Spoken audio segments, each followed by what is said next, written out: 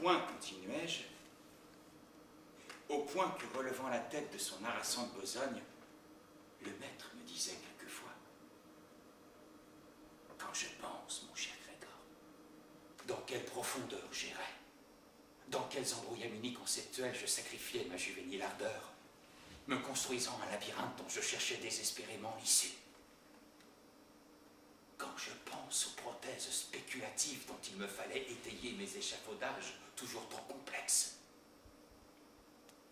alors que tout était simple. Si simple, aujourd'hui je puis vous le confirmer, tout était d'une absolue simplicité.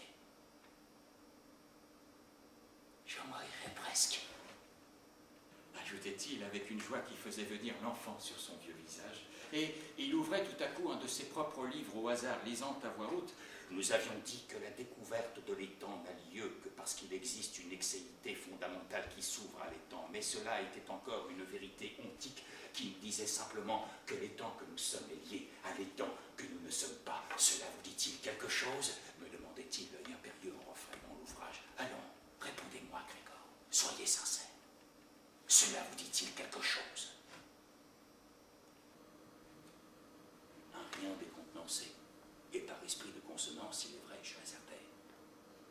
Le boson? Il applaudissait. Prenait aussitôt un autre de ses livres et, marchant de long en large, en tenait à la cantonade. Ils y entrent même par là. C'est en effet du même pas dont le premier s'engage pour écarter de nous le calice de l'hypostase, alors qu'il vient de remplir la coupe de sa main. Car nous ne prétendons pas, par nos alpha, bêta, gamma, delta, extraire du réel plus que nous n'avons supposé dans sa donnée, c'est-à-dire rien, mais seulement démontrer qu'ils y apportent une syntaxe à ce nom déjà, ce réel, le fait hasard. Avez-vous bien entendu? Me demandait-il, l'œil impérieux, sous le splendide manteau d'hermine de la démonstration. Dites-moi, Grégor, dites-moi de quoi nous sommes en présence. Je ne pouvais que confirmer du boson. Il se précipitait alors sur un troisième opus et déclamait soudain, d'un ton presque théâtral: représentons en sonogramme les notes mi-troisième, sol troisième, ré quatrième, ré cinquième sous l'aspect de sons harmoniques. Les fréquences fondamentales étant respectivement de 330 Hz, 396 Hz, 594 Hz et 1180 Hz. On vérifie simplement qu'il y a correspondance entre l'harmonique 6 du premier son et l'harmonique 5 du deuxième.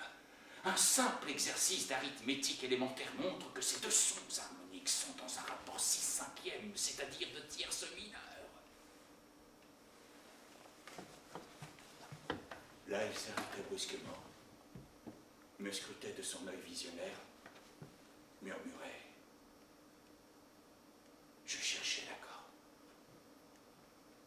Je cherchais l'impossible accord. Le sentez-vous qui veut poindre? Et dans le silence qui se prolongeait, il attendait que je prononce à nouveau les deux syllabes fatidiques, comme la pièce au trou ou le trou à la pièce, tels les médecins de Molière, diagnostiquant sans le moindre doute le poumon. Le poumon, vous dis-je. Le boson.